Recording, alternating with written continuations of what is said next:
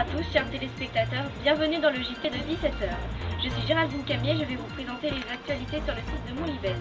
Samedi matin, la directrice de la colonie de Moulibèze a sauvé les enfants d'une espèce animale trouvée dans les bois. Allons sur les lieux pour l'interroger. Bonjour Angèle. Bonjour. Les rumeurs disent que vous avez sauvé la colonie d'un sanglier féroce. Comment vous y êtes-vous pris? Alors effectivement, donc du coup, c'était lors d'un temps libre, tous les enfants étaient devant, là, comme habituellement, sur leur téléphone, etc. Et ce qu'ils n'ont pas vu venir, c'est un énorme sanglier qui approchait du centre. Et du coup, moi qui étais à ma fenêtre, qui observais tout ça, je suis descendue en catastrophe. Et je me suis interposée entre le centre et le sanglier. Et du coup, le sanglier a chargé, mais je l'ai repoussé et enfin, j'ai terrassé le sanglier. Bon, j'ai certes perdu un bras, mais j'ai sauvé tous les enfants, toute la colonie et j'en suis très fière. Oh, quel courage! C'est normal, je suis là pour ça. Bon bah, merci beaucoup. Il n'y a pas de quoi, merci à vous. Dimanche, un vol de brosse à dents a eu lieu sur le site de Moulibèze. Allons interviewer les victimes pour savoir ce qu'il se passe. Un petit commentaire de votre part à propos de ce vol si insolite. J'ai entendu un bruit, j'ai regardé la fenêtre, j'avais vu un loup dehors avec une brosse à dents. Je crois qu'il y a un loup-garou dans ma chambre. Waouh, quelle drôle d'histoire. En tout cas, merci pour votre participation. Lundi après-midi, un garçon nommé Jérémy a battu son record dans son jeu vidéo préféré. Allons l'interviewer tout de suite. Alors, bonjour Jérémy. Bonjour.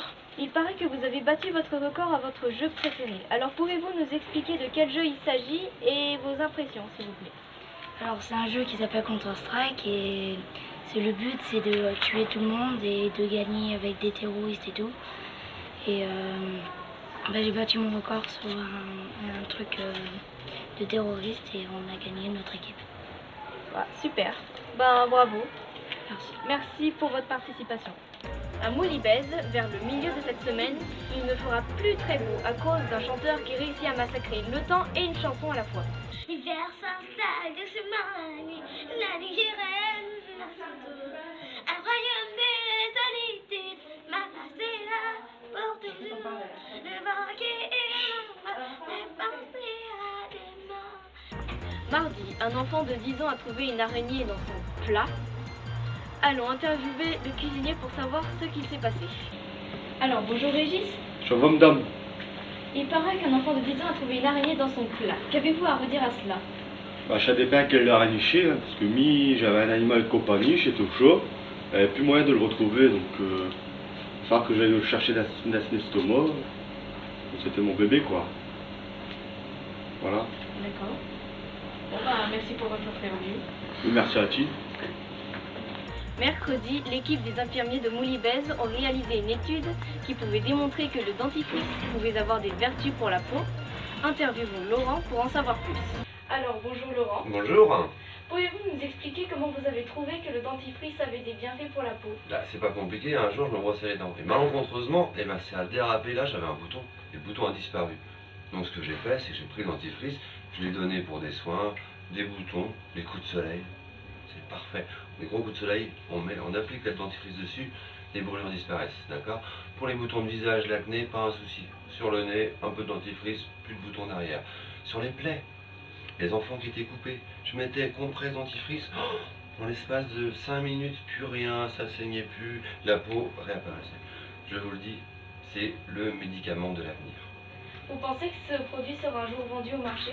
Je l'espère bien, de toute façon je vais déposer un brevet en espérant que vraiment tous les médecins du monde entier puissent l'utiliser à bon escient.